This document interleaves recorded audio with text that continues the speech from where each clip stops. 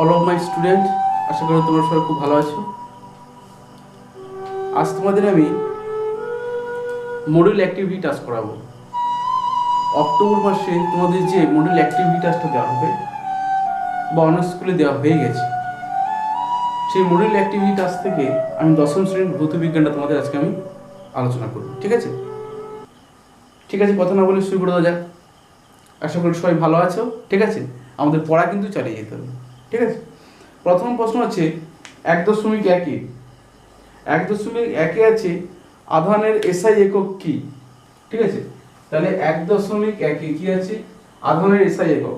তো আধানের এসআই একক এখানে ওহম আছে, ভোল্ট আছে, অ্যাম্পিয়ার আছে, কুলম্ব আছে। তাহলে কুলম্ব হবে, কেন? ভোল্ট, ওহম তো রোধের একক, আর অ্যাম্পিয়ার হচ্ছে তড়িৎ প্রবাহ মাত্রার একক, আর ভোল্ট হচ্ছে কি? বিভব প্রবাহিত বা তড়িৎ চলক বলের একক। তাহলে কুলম্ব কি হবে? আধানের একক। তাহলে এটা হচ্ছে একের দিকে কি হবে? ঘ অপশনটা। তাহলে কি হবে? না, ঘ অপশনটা হচ্ছে ঘ। উত্তরটা কি হবে? তাহলে কুলম্ব। তাহলে কুলম্বটা হচ্ছে আমাদের 1 নম্বর কোশ্চেনের। তাহলে আধানের এসআই একক কি? কুলম্ব। 2 নম্বর ছিল ধাতব পরবাহী রোধ ও সময় স্থির রেখে প্রবাহ মাত্রা দ্বিগুণ করলে পরিবাহীতে উৎপন্ন তাপ কত হবে? ঠিক আছে, তাহলে 1.2 আসছে। তাহলে কি আছে? পরিবাহী রোধ আর এরা আটটা হচ্ছে কি?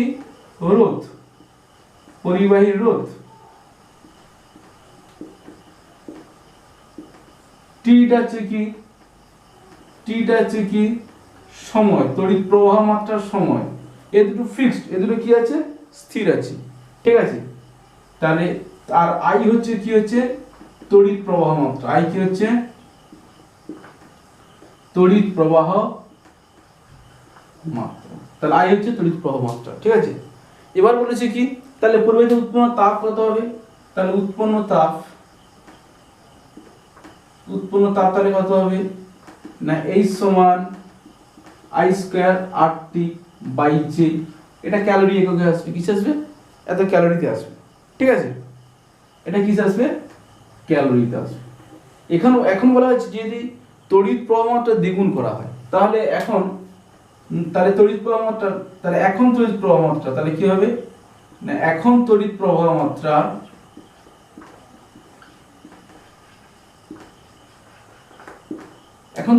কত হবে? না, আই প্রাইম দিলাম। কি দিলাম? I prime. আই প্রাইম কত বলছে? পূর্বের দ্বিগুণ, অর্থাৎ 2i। তাহলে এখন উৎপন্ন তাপ কত হবে? তাহলে এইচ প্রাইম সমান কি লিখবো?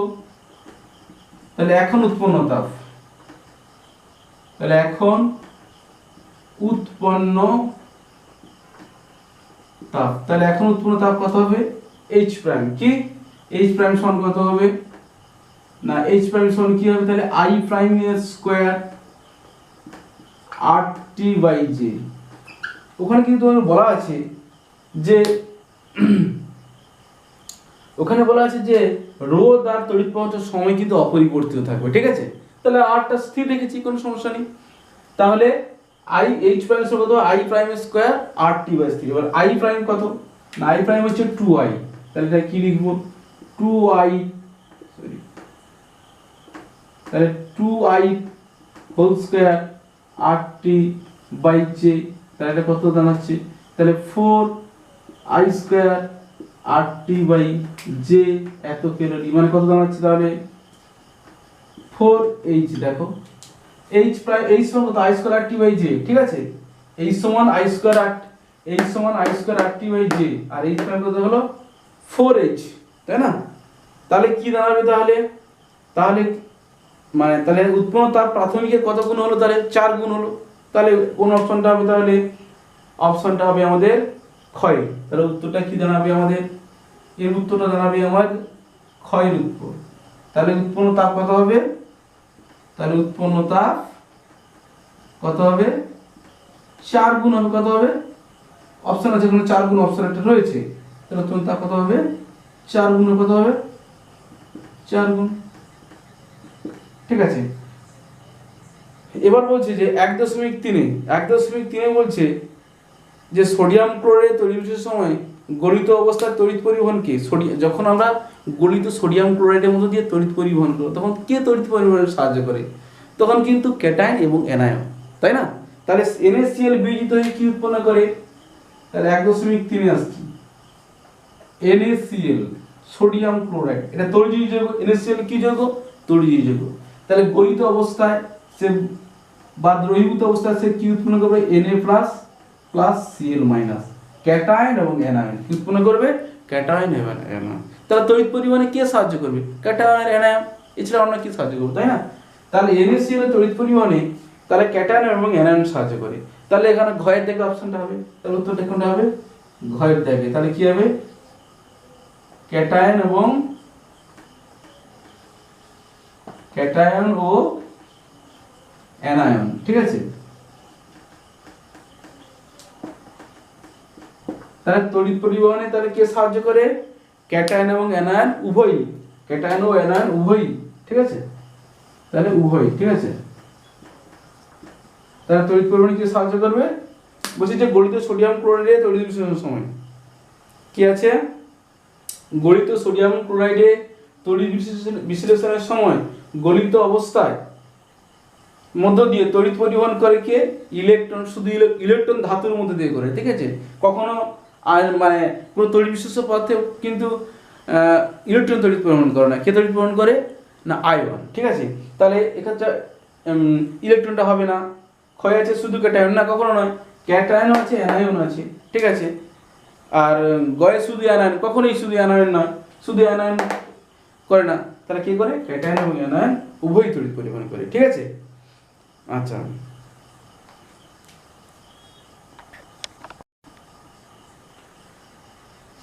আচ্ছা পরবর্তী প্রশ্ন আসছি 2 এর দাগে, স্থির উষ্ণতায় নাইট্রোজেনের সাপেক্ষে কোন গ্যাসের বাষ্প ঘনত্ব হাইড্রোজেনের সাপেক্ষে বাষ্প ঘনত্বের অপেক্ষায় বেশি, কখনোই নয়। দেখো নাইট্রোজেনের পারমাণবিক গুরুত্ব কত, 2.1। তা নাইট্রোজেনের পারমাণবিক গুরুত্ব কত না, নাইট্রোজেনের পারমাণবিক গুরুত্ব কত হচ্ছে, বা নাইট্রোজেনের বাষ্প ঘনত্ব কত, 14। নাইট্রোজেনের বাষ্প ঘনত্ব কত, 14। আর হাইড্রোজেনের বাষ্প ঘনত্ব কত, 1। এটা এর বাষ্প ঘনত্ব, ঠিক আছে। তাহলে নাইট্রোজেনের বাষ্প ঘনত্ব কত, 14, আর হাইড্রোজেনের বাষ্প ঘনত্ব কত, 1। তাহলে নাইট্রোজেনের বাষ্প ঘনত্ব 14 আর হাইড্রোজেনের বাষ্প ঘনত্ব 1। তাহলে নাইট্রোজেনের সাপেক্ষে যদি কারোর বাষ্প ঘনত্ব হয় সেটা তাকে তাহলে 14 দিয়ে ভাগ করতে হবে, তাহলে সেটা তো অনেক ছোট হয়ে যাবে, তাই না? আর হাইড্রোজেনের সাপেক্ষে যদি কোনো পরমাণুর বাষ্প ঘনত্ব জানতে চাই, বা কোনো মোলের বা কোনো অণুর বাষ্প ঘনত্ব জানতে চাই, সেরকম কোনো পরমাণু কোনো অণুর বা কোনো অণুর যদি বাষ্প ঘনত্ব জানতে চাই, তাহলে সেটাকে তখন 1 দিয়ে ভাগ করতে হবে। তাহলে হাইড্রোজেনের সাপেক্ষে যদি কারো বাষ্প ঘনত্ব নির্ণয় করতে হয়, আমাকে 1 দিয়ে ভাগ করতে হবে। আর নাইট্রোজেনের সাপেক্ষে কারো যদি বাষ্প ঘনত্ব নির্ণয় করতে হয়, কত দিয়ে ভাগ করতে হবে, 14 দিয়ে ভাগ করতে হবে। তাহলে নিশ্চয়ই 14 দিয়ে ভাগ করলে কম হবে, আর 1 দিয়ে ভাগ করলে বেশি হবে, তাই না? তাহলে কি বলছে যে স্থির উষ্ণতায় নাইট্রোজেনের সাপেক্ষে কোনো গ্যাসের বাষ্প ঘনত্ব হাইড্রোজেনের সাপেক্ষে বাষ্প ঘনত্বের চেয়ে বেশি, এটা কখনো সত্য না, এটা মিথ্যা হবে। এটা কি হবে, এটা অবশ্যই অপশনটা কি হবে না, এই 2.1 উত্তরটা তাহলে কি হবে, এর উত্তরটা অবশ্যই কি হবে, এর উত্তরটা অবশ্যই হবে মিথ্যা, ঠিক আছে, কখনোই সত্য না, ঠিক আছে, তাই না? কেন বুঝতে পারছি নিশ্চয়ই, যখন আমি নাইট্রোজেনের সাপেক্ষে বাষ্প ঘনত্ব নির্ণয় করবো, কত দিয়ে ভাগ করবো, 14 দিয়ে।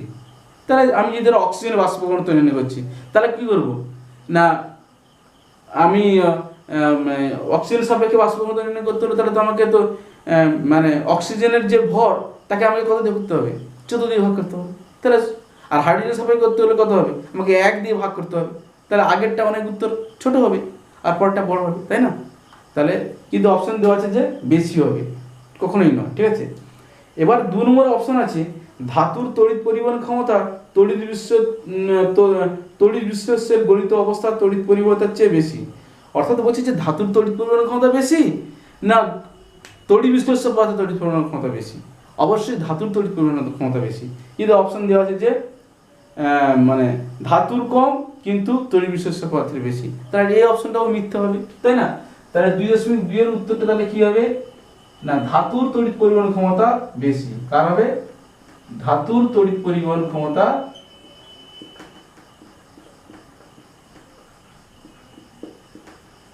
ধাতুর তড়িৎ পরিবহন ক্ষমতা কি হবে, বেশি, তাই না? কিন্তু অপশন দিয়েছে কে অপশন দিয়েছে যে মানে ধাতুর তড়িৎ পরিমাণ থেকে কার বেশি বলছে না গলিত অবস্থার তড়িৎ বিশ্লেষ্য পদার্থের তড়িৎ পরিমাণ ক্ষমতা বেশি। এটা ভুল। ধাতুর তড়িৎ পরিবহন ক্ষমতা তড়িৎ বিশ্লেষ্য গলিত অবস্থার তড়িৎ পরিবাহতার চেয়ে কম। বলছে ধাতুর তড়িৎ পরিবহন ক্ষমতাটা কম কার চেয়ে না তড়িৎ বিশ্লেষ্য পদার্থের চেয়ে, কখনোই নয়। ধাতুর তড়িৎ পরিবহন ক্ষমতা সবচেয়ে বেশি হবে। ধাতুর তড়িৎ পরিবহনে কে সাহায্য করে? মুক্ত ইলেকট্রন, ফ্রি ইলেকট্রন, ঠিক আছে। আর তড়িৎ বিশ্লেষ্য পদার্থের মধ্যে তড়িৎ পরিমাণে কে সাহায্য করে? ক্যাটায়ন আর অ্যানায়ন। দেখো তড়িৎ বিশ্লেষ্য পদার্থের মধ্যে যখন তড়িৎ যাবে না, তখন ওই তড়িৎ বিশ্লেষ্য পদার্থ ওই আয়নের বিরুদ্ধে একটা বাধা সৃষ্টি করবে, তাহলে সহজে আয়নটা কিন্তু যেতে পারবে না। কিন্তু মুক্ত ইলেকট্রন সহজে যেতে পারবে। যখন তুমি হাই ভোল্টেজ দেবে, উচ্চ বিভব প্রভেদ দেবে, তাই না, তখন পরিবাহের মধ্যে যে মুক্ত ইলেকট্রন কি হবে? সহজে চলে যাবে, তাই না, সহজেই চলে যাবে। মানে ধাতুর তড়িৎ পরিবহন ক্ষমতাটা অবশ্যই বেশি, কিন্তু এখানে বলছে যে মানে ধাতু হচ্ছে কম বলেছে। তাহলে এই অপশনটা তাহলে কি হবে? তাহলে 2.2 উত্তরটা তাহলে কি হবে? এটারও উত্তর হবে মিথ্যা। কি হবে তাহলে? এর অপশন কিন্তু হবে মিথ্যা। এবার 2.3 আসছে। 2.3 অপশনটা কি আসছে? কপার সালফেটের জলীয় দ্রবণে তড়িৎ দাঁত দিয়ে, তার কপার সালফেটে আমরা কি জানি? কপার সালফেট CuSO4 জলীয় দ্রবণে বিয়োজিত হয়ে কি উৎপন্ন করবে? Cu2+ plus SO4 2-। তাহলে ক্যাটায়ন এটা, অ্যানায়ন এটা, তাই তো? ক্যাটায়ন হচ্ছে Cu2+ আর অ্যানায়ন হচ্ছে SO4 2-। দেখো এখানে তড়িৎদ্বার হিসেবে কি ব্যবহার করা হয়? ক্যাথোড হিসেবেও ব্যবহার করা হয় কপার, আর অ্যানোড হিসেবেও ব্যবহার করা হয় কপার, ঠিক আছে। কিন্তু এখানে তড়িৎ বিশ্লেষ্য পদার্থের গাঢ়ত্বের কোনো, এখানে বলছে কপার তড়িৎদ্বার হিসেবে ব্যবহার করলে কিউপ্রিক আয়নের গাঢ়ত্বের কোনো পরিবর্তন হয় কিনা, না একই থাকে। এটা উত্তরটা ঠিক আছে। দেখো যখন কপার সালফেট জলীয় দ্রবণে তড়িৎ বিশ্লেষণ করা হবে, তো তখন ক্যাথোড হিসেবে কি করা হবে? ব্যবহার করা হবে ক্যাথোড, কপার। এখানে ক্যাথোড কি থাকবে? এখানে ক্যাথোড থাকবে Cu। অ্যানোড কি থাকবে? অ্যানোডে কি থাকবে? ক্যাথোডে থাকবে কপার, আর অ্যানোড থাকবে কিন্তু কপার। কিন্তু দ্রবণের গাঢ়ত্বের কিন্তু কোনো পরিবর্তন হবে না। উত্তর কিন্তু তাই দেওয়া আছে যে দ্রবণের গাঢ়ত্ব একই থাকে। তাহলে এই অপশনটা কি হবে? সত্যি। অপশনটা কি হবে? সত্যি। তাহলে এর উত্তরটা তাহলে কি দাঁড়াবে? এর উত্তরটা দাঁড়াবে হচ্ছে আমাদের সত্য। এর উত্তর কি দাঁড়াবে? সত্য। ঠিক আছে। তাহলে প্রথম দুটো দাঁড়ালো মিথ্যে দাঁড়ালো, আর পরটা কি দাঁড়ালো? তাহলে সত্য দাঁড়ালো। ঠিক আছে, বুঝতে পেরেছেন নিশ্চয়ই। এবার আসছে 3.1 লেখচিত্রের সাহায্যে ওহমের সূত্রটি প্রকাশ করো। ঠিক আছে, লেখচিত্রের সাহায্যে। তাহলে 3.1 তাহলে ওহমের সূত্র থেকে আমরা কি জানি? ওহমের সূত্র থেকে কি পাই? ওহমের সূত্র থেকে আমরা কি পাই না V সমান IR। তাহলে I সমান আমরা কি বলতে পারি? V/R, তাই না? I সমান V/R। তার মানে এটা হচ্ছে সরল লেখার ইকুয়েশন OI সমান mx c। ঠিক আছে। তাহলে ভোল্টেজ যদি 0 হয়ে যায়, বিভব যদি 0 হয়ে যায়, কারেন্ট কত হবে? 0। তাহলে এটা মূল বিন্দুগামী সরল রেখা, তাই না? তাই এটা কি হবে তাহলে? না V সমান IR, তাহলে I সমান V/R। এটা অবশ্যই কার? একটি মূল বিন্দুগামী সরল রেখা। এটা কি হবে না? ওহমের সূত্রের লেখচিত্র কেমন হবে? একটি মূল বিন্দুগামী সরল রেখা। তাহলে কি হবে? ওহমের সূত্রের লেখচিত্র, ওহমের সূত্রের লেখচিত্র কেমন হবে? লেখচিত্র একটি মূল বিন্দুগামী সরল রেখা। কেমন না? মূল বিন্দুগামী সরল রেখা। ঠিক আছে, ঠিক আছে। তাহলে ওহমের সূত্রের লেখচিত্রটা কেমন হবে? মূল বিন্দুগামী সরল রেখা। তাহলে কেন মূল বিন্দুগামী সরল রেখা হবে এটা? দেখো V সমান IR, তাহলে I সমান V/R। তুমি দেখো এখানে কোনো স্কয়ার টার্ম আছে? কোনো স্কয়ার আছে কি? স্কয়ার নেই। মানে আর এটা যেটা সরল রেখার ইকুয়েশন, এটা কার ইকুয়েশন? y সমান mx c।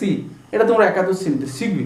তোমরা মানে যখন মানে 11-12 পড়বে তখন তোমরা এটা অবশ্যই শিখবে। ঠিক আছে, এটা সরল রেখার ইকুয়েশন। ঠিক আছে, তাহলে এটা দেখো কোনো স্কয়ার টার্ম নেই। ঠিক আছে, তাহলে এখানে আমাদের কি দাঁড়াচ্ছে? ভিটা এক্স এর সঙ্গে সমান করা হচ্ছে, আর এমটা একটা ধ্রুবক, এটা নতি প্রকাশ করে, যাই হোক এটা হচ্ছে রোধের সঙ্গে প্রকাশ করছে। তাহলে ওয়াই সমান এম এক্স প্লাস সি, এখানে ওয়াই জায়গায় আই, এক্স এর জায়গায় ভি, মানে এখানে কোনো স্কোয়ার টার্ম নেই, যেহেতু এটা কেমন হবে, মূল বিন্দুগামী সরলরেখা হবে। তাহলে এর লেখচিত্রটা কিরকম হবে, লেখচিত্রটা কেমন হবে দেখো, এর লেখচিত্রটা ঠিক এরকম হবে। এদিকটা নেব আমরা বিভব ভি, আর এদিকটা নেব হচ্ছে তড়িৎ প্রবাহ মাত্রা আই, তড়িৎ প্রবাহ মাত্রা আই, এদিকে বিভব ভি। লেখচিত্রটা কেমন হবে না, এই মূল বিন্দুগামী সরলরেখা, ঠিক আছে, মূল বিন্দুগামী সরলরেখা ওই। তাহলে ওহমের সূত্র থেকে লেখচিত্র, তাহলে আমাদের প্রশ্নটা ছিল হচ্ছে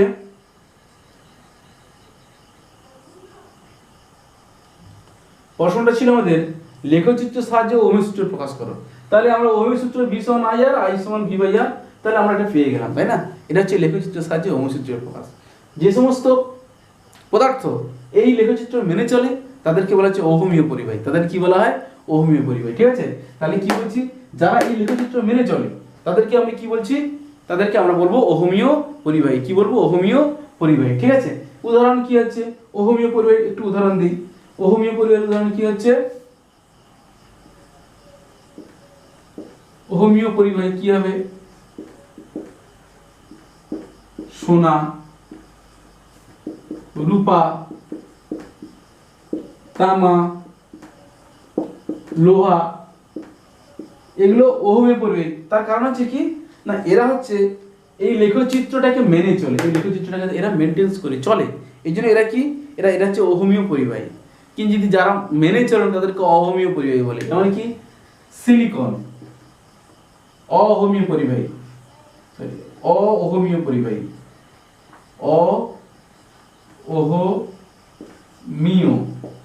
অহমীয় পরিবাহী। অহমীয় পরিবাহী কারা হবে, সিলিকন, কে, সিলিকন, জার্মেনিয়াম, সিলিকন, জার্মেনিয়াম, এগুলো হচ্ছে অহমীয় পরিবাহী। অর্থাৎ এরা কিন্তু এই লেখচিত্রটাকে মেনে চলে না, এদের লেখচিত্রের গ্রাফটা কিন্তু আলাদা, ঠিক আছে? তাহলে ওহমের সূত্র যদি লেখচিত্র সাহায্যে, ওহমের সূত্রটাকে যদি ওহমের সূত্রটি যদি লেখচিত্রের সাহায্যে প্রকাশ করতে বলে, তাহলে আমরা এটা কিন্তু লিখতে পারবো, ঠিক আছে? আশা করি সবাই বুঝতে পেরেছো, ঠিক আছে? এটা সরলরেখার ইকুয়েশন, এবার একটা মূল বিন্দুগামী সরলরেখা। এবার পরবর্তী কোশ্চেন কি আসছে, ইলেকট্রিক ফিউজ কিভাবে কাজ করে, ঠিক আছে?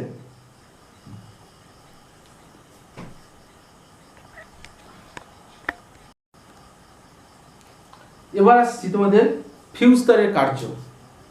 তোমরা জানো এটা হচ্ছে প্রশ্নটা রয়েছে 3.2, 3.2, এটা কত দাগের প্রশ্ন, 3.2 ফিউজ তারের, ঠিক আছে?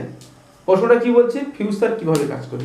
তোমরা সবাই জানো বৈদ্যুতিক লাইনে লাইভ তার আছে, নিউট্রাল তার আছে, তাই না? এই লাইভ তারের সঙ্গে কিন্তু শ্রেণী সমবায় ফিউজ তার থাকে। কোনো কারণে যদি লাইভ তার আর নিউট্রাল তার একসঙ্গে সংযোগ হয়ে যায় তখন তাকে বলা হচ্ছে শর্ট সার্কিট। কি বলা হচ্ছে, শর্ট সার্কিট কাকে বলা হচ্ছে, কোনো কারণে যদি বৈদ্যুতিক লাইনে পজিটিভ বা নেগেটিভ অথবা লাইভ এবং নিউট্রাল তার দুটো একসঙ্গে সংযোগ হয়ে যায় তখন তাকে কি বলছি আমরা, শর্ট সার্কিট। অর্থাৎ বর্তনীটা ছোট হয়ে আসে, তাহলে তড়িৎ প্রবাহটা আর ওপারে আর যাবে না, ওইটুকু স্থানের মধ্যে দিয়ে তড়িৎ প্রবাহ কি হচ্ছে, ঘুরে আসবে। তাহলে অনেক হিউজ পরিমাণে একটা কারেন্ট ওইটুকু স্থানের মধ্যে দিয়ে যখন ঘুরে আসবে তখন কাছাকাছি যে সমস্ত বাড়িতে যে সমস্ত বৈদ্যুতিক যন্ত্রপাতি থাকবে সেগুলোর মধ্যে দিয়ে উচ্চ তড়িৎ প্রবাহের সৃষ্টি হবে। তখন ফিউজ তার কি করে, গলে যায়, গলে গেলে আর বাড়িতে কারেন্ট যাবে না, তখন বাড়ির বৈদ্যুতিক যন্ত্রপাতিগুলো সব ভালো থাকবে। আর যদি ফিউজ তার না লাগানো হয় তাহলে কি হবে, কারেন্টটা বাড়ির বৈদ্যুতিক যন্ত্রপাতির মধ্যে চলে যাবে, অর্থাৎ fridge, TV, AC, washing machine এগুলোর মধ্যে যখন চলে যাবে না তখন কি হবে, সমস্ত বৈদ্যুতিক যন্ত্রপাতি কী হয়ে যাবে, পুড়ে যাবে। এই জন্য ফিউজ তার লাগানো হয়। ফিউজ তারটা কী কারণে লাগানো হয় না, বাড়িতে কোনো কারণে শর্ট সার্কিট হয়ে গেলে, বৈদ্যুতিক লাইনে কোনো কারণে শর্ট সার্কিট হয়ে গেলে তখন ফিউজ তার কী করে না, ফিউজ তার গলে গিয়ে, ফিউজ তারের রোধ বেশি কিন্তু গলনাঙ্ক খুবই কম, ফিউজ তারের রোধ বেশি কিন্তু গলনাঙ্ক খুব কম, তাই ফিউজ তার গলে গিয়ে কী করে না, বাড়িতে তড়িৎ প্রবাহ বিচ্ছিন্ন করে।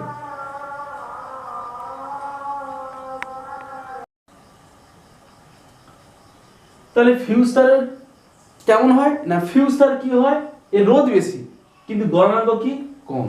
আর এটি কি থাকে না, এটি লাইভ তারের সঙ্গে শ্রেণী সমবায় যুক্ত থাকে, ঠিক আছে। তাহলে ফিউজ তারে কি হচ্ছে, ফিউজ তারের রোধ বেশি, গলনাঙ্ক মানে সহজে গলে যায়, আর রোধ বেশি মানে বেশি কারেন্ট সহজে যেতে পারবে না, ঠিক আছে। আর বেশি কারেন্ট যদি যায় তাহলে সেটা গলে যাবে, তাই তো। তাহলে ফিউজ তার কেমন জানা গেল, ঠিক আছে। আর ফিউজ তার অবশ্যই টিন ও সীসা দিয়ে তৈরি একটি শঙ্কধাতুর তার। চীনামাটির হোল্ডারের মধ্যে থাকে, বাড়িতে চীনামাটির যে হোল্ডার, সেই চীনামাটির হোল্ডারের মধ্যে কিন্তু ফিউজ তারটা লাগানো থাকে, ঠিক আছে। এর কার্য কি না, এর কার্য হচ্ছে কোনো কারণে যদি বৈদ্যুতিক লাইনে শর্ট সার্কিট হয়ে যায়, তাহলে কার্যতে কি বলবো, কোনো কারণে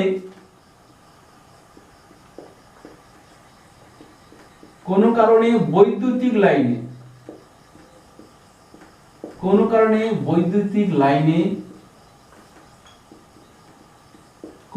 বৈদ্যুতিক লাইনে শর্ট সার্কিট হয়ে গেলে, কি হয়ে গেলে, শর্ট সার্কিট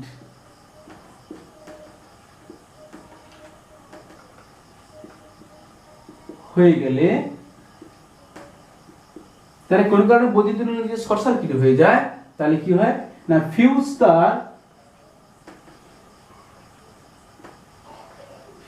তার গলে গিয়ে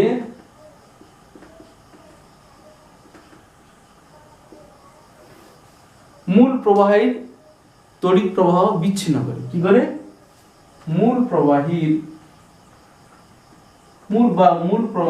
ফিউজ তার গলে গিয়ে মূল প্রবাহের তড়িৎ প্রবাহ কি বিচ্ছিন্ন করে, মূল প্রবাহীর তড়িৎ প্রবাহ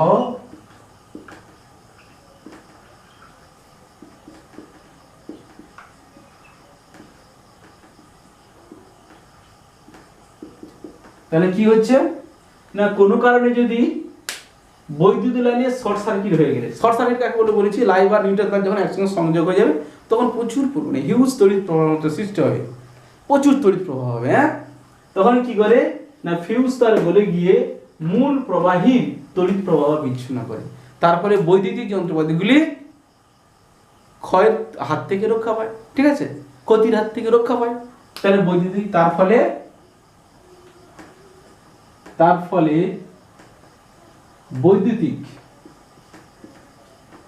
ফলে বৈদ্যুতিক যন্ত্রপাতিগুলি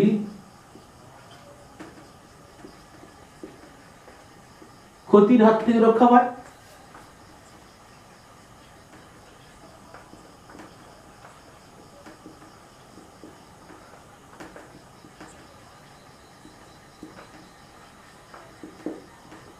ঠিক আছে, তাহলে কি হলো, কোনো কারণে বৈদ্যুতিক লাইনের শর্ট সার্কিট হয়ে গেলে ফিউজ তার গলে গিয়ে মূল প্রবাহী তড়িৎ প্রবাহ কি করে বিচ্ছিন্ন করে, তারপরে বৈদ্যুতিক যন্ত্রপাতিগুলি ক্ষতির হাত থেকে রক্ষা পায়। তাহলে ফিউজ তারের কার্যনীতি আমাদের জানা হয়ে গেল। পরের কোশ্চেন কি আছে না, একটির বাল্বের গায়ে 220 ভোল্ট আর 100 ডব্লিউ লেখা আছে, এই কথার অর্থ কি। 3.3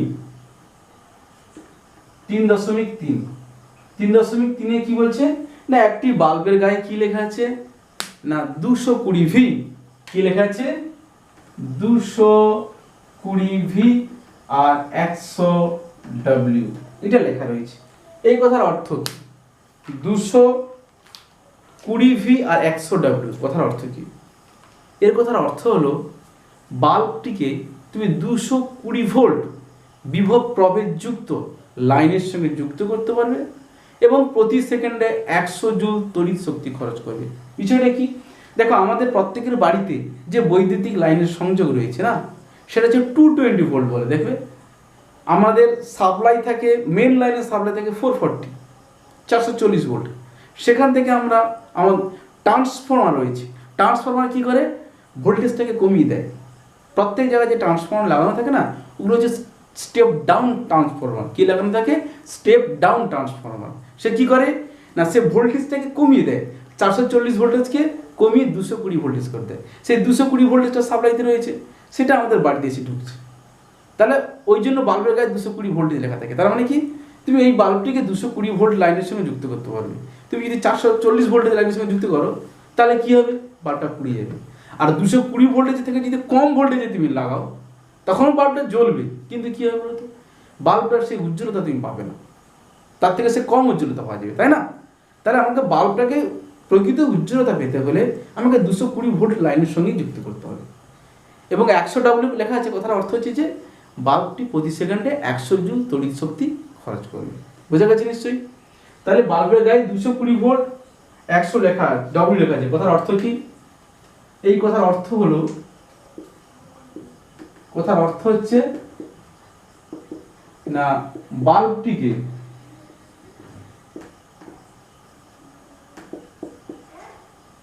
$220 ভোল্ট বিভব প্রবেশযুক্ত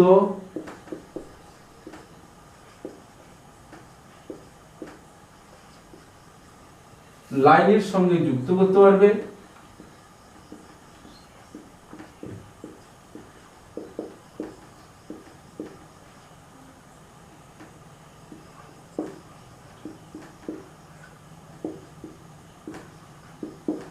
এবং প্রতি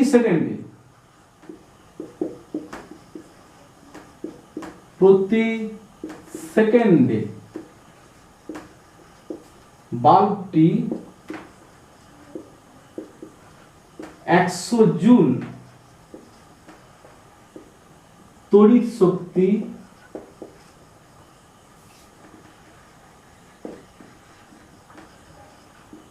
খরচ করবে। ঠিক আছে, তাহলে একটি বাল্বের গায়ে কি লেখা আছে? বাল্বের গায়ে কি লেখা আছে? 220 ভোল্ট 100W লেখা আছে। এই কথার অর্থ কি? বাল্বটিকে 220 ভোল্ট বিভব প্রবেশযুক্ত লাইনের সঙ্গে যুক্ত করতে পারবে এবং প্রতি সেকেন্ডে বাল্বটি 100 জুল তড়িৎ শক্তি খরচ করবে। ঠিক আছে, খুব সহজ। নেক্সট প্রশ্ন আছে, একটি তীব্র ও একটি মৃদু তড়িৎ বিশ্লেষ্য পদার্থের সংকেত লেখো। খুব সহজ। 3.4 আমি এখানে লিখব কি? তীব্র তড়িৎ বিশ্লেষ্য, তীব্র তড়িৎ বিশ্লেষ্য, আর এবার লিখব মৃদু তড়িৎ বিশ্লেষ্য।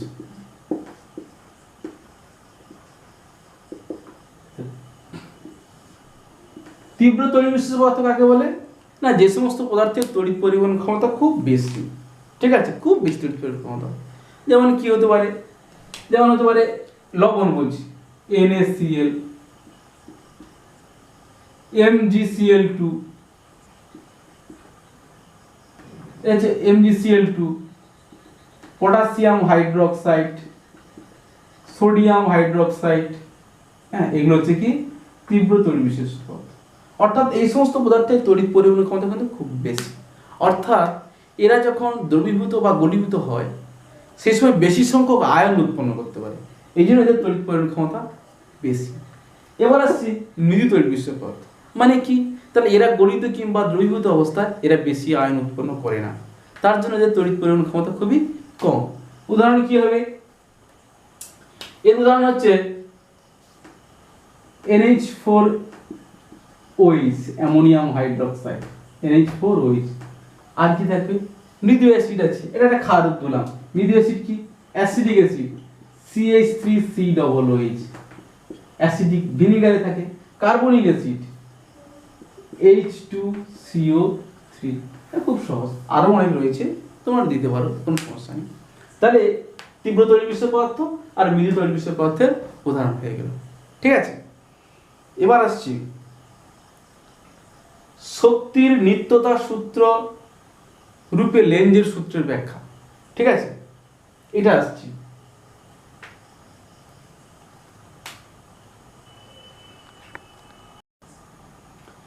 তাহলে আমাদের নেক্সট প্রশ্ন কি আসছে, যে লেঞ্জের সূত্রে শক্তি সংরক্ষণ সূত্র কিভাবে প্রতিষ্ঠিত হয় সেটা তোমাকে ব্যাখ্যা করতে হবে।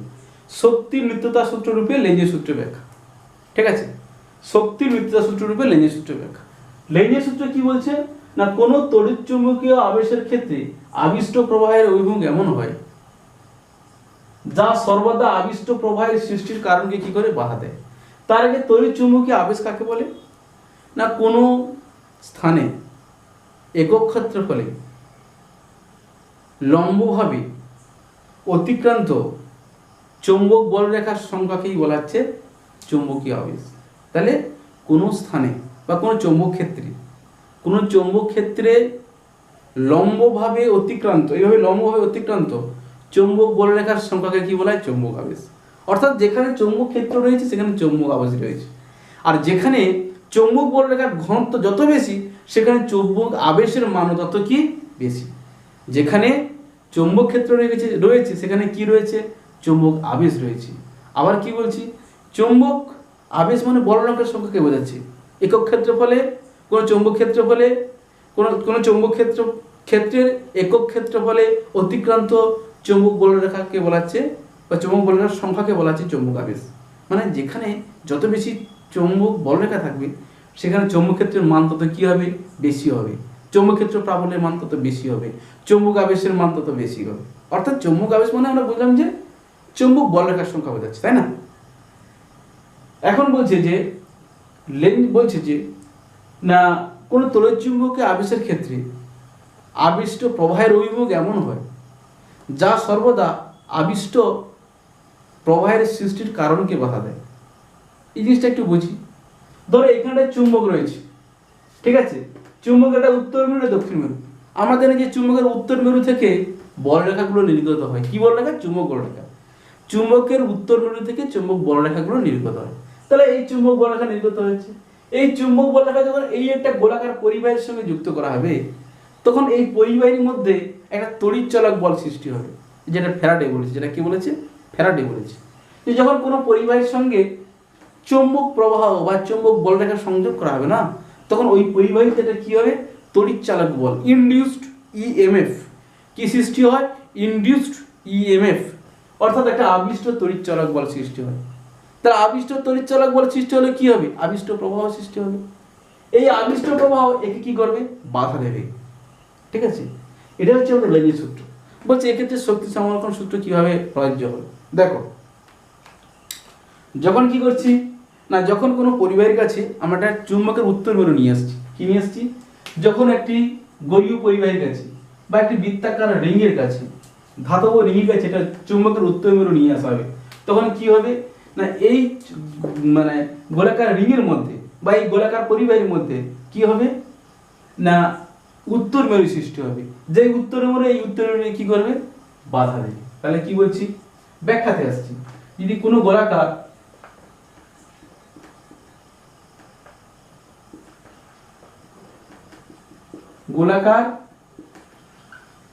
পরিবাহীর কাছে কোন চুম্বকের উত্তর মেরু নিয়ে এলে, কোন চুম্বকের উত্তর মেরু নিয়ে এলে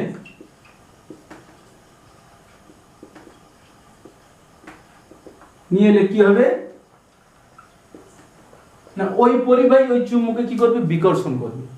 ওই পরিবাহী কোন গোলাকার পরিবাহীর কাছে কোন চুম্বকের উত্তর মেরু নিয়ে এলে ওই পরিবাহী কি করবে না, চুম্বককে কি করবে? বিকর্ষণ করবে। কি করবে? বিকর্ষণ করবে। এটা লেঞ্জের সূত্র বলেছি। কিন্তু কেন বিকর্ষণ করবে? তাহলে নিশ্চয়ই এই চুম্বকের মধ্যে উত্তর মেরু সৃষ্টি হচ্ছে, তাহলে উত্তর মেরুকে বিকর্ষণ করবে। এবার যদি ওই চুম্বকটিকে আমি এই পরিবাহের কাছে আনতে চাই তাহলে আমাকে কিছু কার্য করতে হবে। সেই কার্যটা এর মধ্যে কি সৃষ্টি করবে? তড়িৎশক্তি সৃষ্টি করবে। তাহলে কি বলা হচ্ছে না, এখন যদি যেহেতু বাধা সৃষ্টি করছে না, এখন যদি ওই চুম্বককে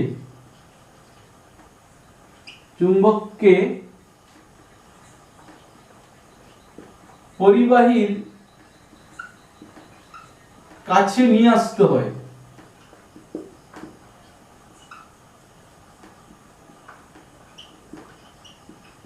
তাহলে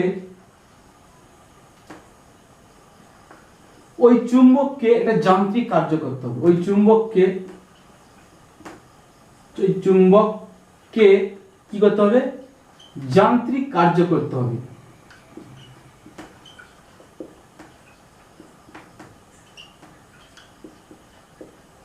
যা ওই পরিবাহের মধ্যে কি সৃষ্টি করবে, তড়িৎ শক্তি সৃষ্টি করবে। তাহলে কি হচ্ছে,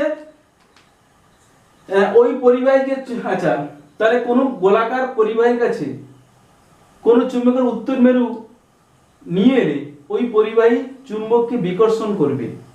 এখন যদি ওই চুম্বককে পরিবাহীর কাছে নিয়ে আসতে হয়, তাহলে ওই চুম্বক কি করবে, তার ওই চুম্বককে একটা যান্ত্রিক কার্য করতে হবে, যে যা হচ্ছে ওই পরিবাহের মধ্যে কি সৃষ্টি করবে, তড়িৎ শক্তি সৃষ্টি করবে, যা ওই পরিবাহের মধ্যে কি সৃষ্টি করবে,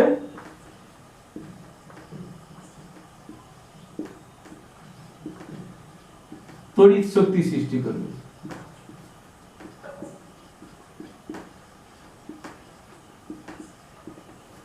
তাহলে কি হলো হচ্ছে, তাহলে কোনো চুম্বককে যখন কোনো পরিবাহের কাছে নিয়ে আসছি, তখন ওই চুম্বকের মধ্যে উত্তর মেরু, তাহলে এই চুম্বক এর মধ্যে কি সৃষ্টি করবে, উত্তর মেরু সৃষ্টি করবে। কেন বলে যে সূত্র বলছে এই আবিষ্ট প্রবাহ কিন্তু একে বাধা দেবে, তাহলে নিশ্চয়ই এখানে উত্তর মেরু, তাহলে এখানে উত্তর মেরু সৃষ্টি হবে, তবে উত্তর মেরুকে বাধা দেবে, তাই না, সমানুপাতিক প্রস্থকে বিকর্ষণ করে। কিন্তু এই যে বিকর্ষণ করছে, আমি যদি আবারও এই চুম্বকটিকে কাছে নিয়ে আসতে চাই, তাহলে আমাকে কি করতে হবে, তাহলে এটাকে কার্য করবে, কি করবে, এই চুম্বককে কার্য করতে হবে। সেই কার্যটা এর মধ্যে কি সৃষ্টি করবে, কার্য তো শক্তি এক ধরনের, তাই না, কার্যের মধ্যে কি সৃষ্টি করবে, তড়িৎ শক্তি সৃষ্টি করবে। তার মানে এখানে কি হলো, যান্ত্রিক শক্তি, যান্ত্রিক মানে কার্য শক্তি মানে কি, যান্ত্রিক শক্তি, যান্ত্রিক শক্তি এখানে কি শক্তি সৃষ্টি করলো, তড়িৎ শক্তি সৃষ্টি করলো। তার মানে এখানে শক্তি সংরক্ষণ সূত্র মেনে চললো, তাই না। তাহলে এই ক্ষেত্রে কি নাম বলবো, তাহলে আমরা না এক্ষেত্রে যান্ত্রিক শক্তি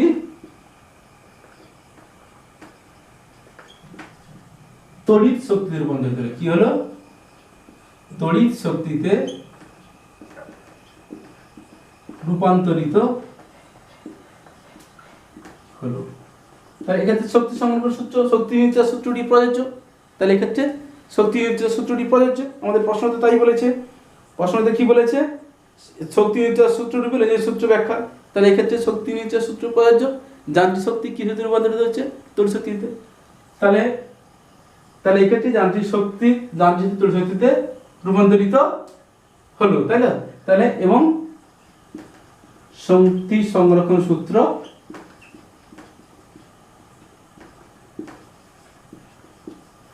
প্রযোজ্য হলো।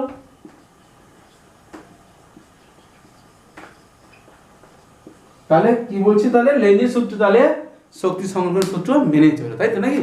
তার মানে বলুন যে কোনো গোলাকার পরিবাহের কাছে কোন চুম্বকের উত্তর মেরু নিয়ে এলে ওই পরিবাহী চুম্বককে কি করবে, এই পরিবাহী এই চুম্বককে কি করবে, বিকর্ষণ করবে। এখন যদি ওই চুম্বককে পরিবাহের কাছে নিয়ে আসতে হয়, তাহলে ওই চুম্বককে যান্ত্রিক কার্য করতে হবে, যা ওই পরিবাহের মধ্যে কি সৃষ্টি করবে, তড়িৎ শক্তি সৃষ্টি করবে। এক্ষেত্রে যান্ত্রিক শক্তি কি হলো, তড়িৎ শক্তি রূপান্তরিত হলো। তার মানে শক্তি সংরক্ষণ সূত্র প্রয়োজন হলো, ঠিক আছে। নেক্সট একটা অঙ্ক আছে, খুব সহজ অঙ্ক, না সালফিউরিক অ্যাসিডের সঙ্গে জিঙ্কের বিক্রিয়া, ঠিক আছে। তাহলে খুব সহজ, সালফিউরিক অ্যাসিডের সঙ্গে জিঙ্কের বিক্রিয়া বলেছে, এটা একদম খুবই সহজ অঙ্ক, তৈরি করা যাক। তাহলে একটা সমীকরণ, এটা তাহলে 4.2, এটা হলো আমাদের 4.1, আর এটা হচ্ছে 4.2, ঠিক আছে।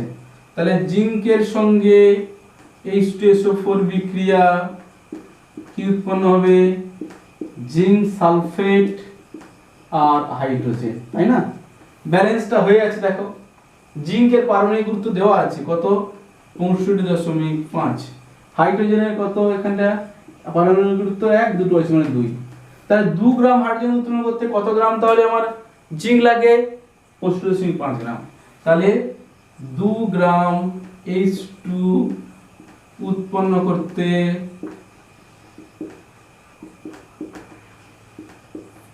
65.5 গ্রাম জেডের জিঙ্ক প্রয়োজন, তাই তো নাকি। 5 গ্রাম H2 উৎপন্ন করতে কত গ্রাম প্রয়োজন জিঙ্কের, 65.5/2 গুণিত 5, দশমিক তুল্য এখানে 10, 5 2 10, তাহলে 4 ভাগ 10, 4 তো নাকি 4 একে 4, 2 6 25, 4 6 24, একে 25,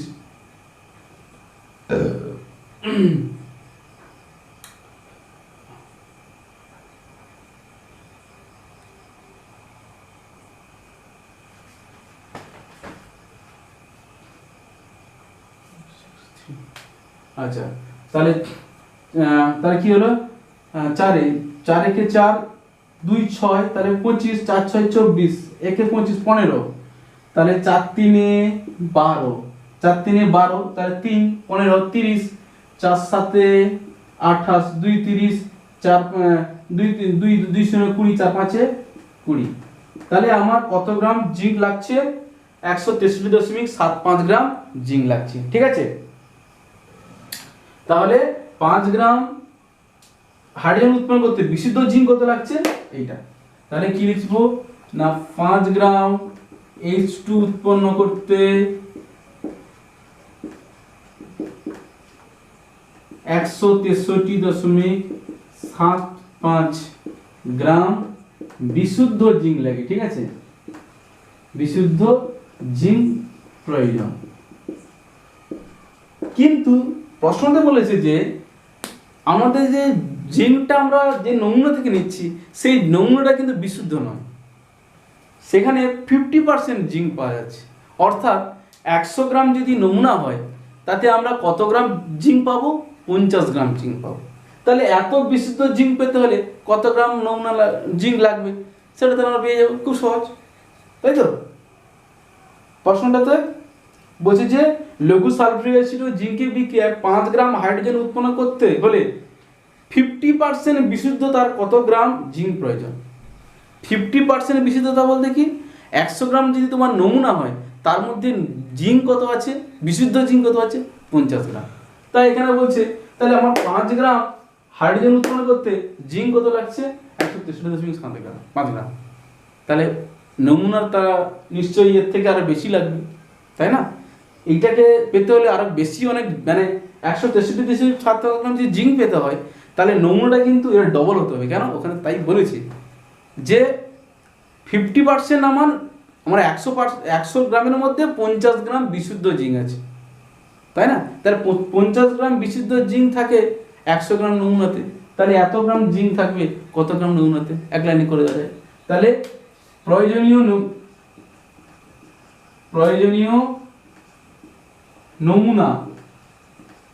নমুনার জিঙ্ক, প্রয়োজনীয় নমুনার জিঙ্কের পরিমাণ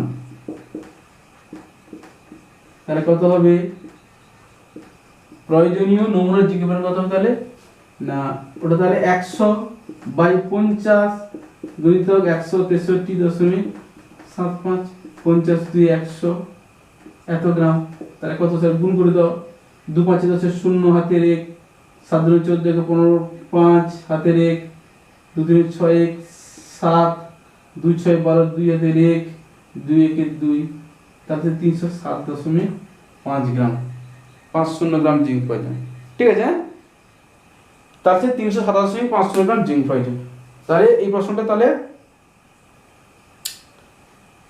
কি ছিল যে লঘু সালফিউরিক অ্যাসিড ও জিঙ্কের বিক্রিয়া 5 গ্রাম হাইড্রোজেন উৎপন্ন করতে 50% বিশুদ্ধতার কত গ্রাম জিঙ্ক প্রয়োজন, ওখানে বেরিয়ে গেল। ঠিক আছে, আশা করি সবাই বুঝতে পেরে গেছো। হ্যাঁ, খুব সহজ অঙ্ক। ঠিক আছে, মানে আমাদের বলেছে যে আমরা যে নমুনাটা নিচ্ছি সেই নমুনাটাতে কিন্তু 100 গ্রামের মধ্যে যদি নমুনা হয় 50 গ্রাম বিশুদ্ধ জিঙ্ক, তাহলে আমার 5 গ্রাম হাইড্রোজেন উৎপন্ন করতে জিঙ্ক প্রয়োজন হচ্ছে 163.75 গ্রাম, এতটা বিশুদ্ধ জিঙ্ক লাগছে।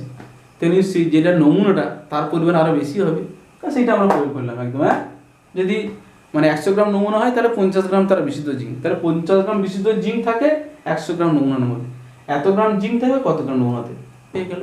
ঠিক আছে, তাহলে মডিউল অ্যাক্টিভ তোমাদের যে অক্টোবর মাসে যে মডিউল অ্যাক্টিভিটি টাস্কটা সেটা আমার পুরো আলোচনা করা হয়ে গেল। আশা করি সবাই বুঝতে পেরে গেছো।